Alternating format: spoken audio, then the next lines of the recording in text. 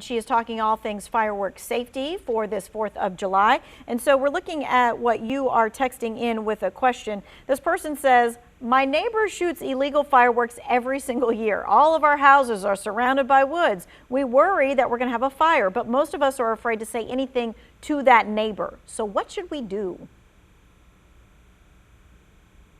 Well, if you're inclined to call 911, I would encourage you to do so. We know that it's very common for us to have grass fires that are started by fireworks, and grass fires can lead to woods fires, which can lead to structure fires.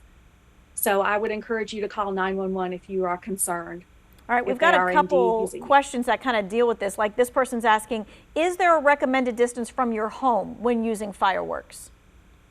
We just don't want you to aim them towards your home, not towards your home or towards any person.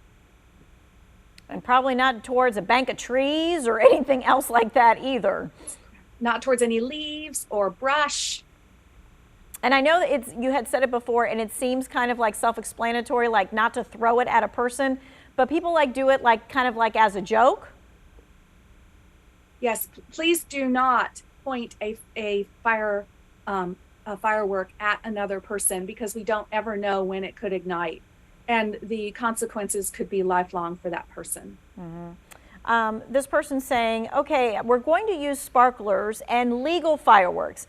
Is it okay for us to use them on gravel? Is that the best place to set off our fireworks?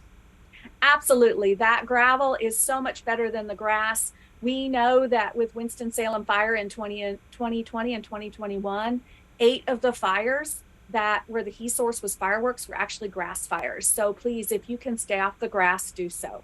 All right, and that's why it's really important as well to also have that hose or the bucket. Someone said, should I just bring my fire extinguisher out there? And I'm like, I don't know that, is that just as good as having a hose or a bucket?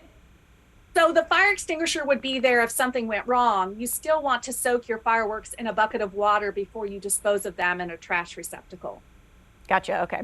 And so this is going to be one of those weekends where we've got lots of grilling going on and things of that nature.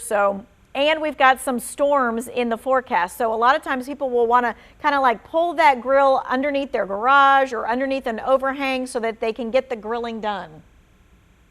Yes, please do not do that. Please make certain that your grill is 10 feet from your home and that it is not anywhere, and when I say your home, I'm including an overhang. Please do not put it under an overhang. Please do not put it in your garage, because there is the possibility that you could have a fire. And remember, if you live in an apartment building, you cannot have a grill on those decks. So just please be careful and please be safe. All right, and since we're just on that subject of the whole cooking thing, cooking still is the #1 cause of home fires.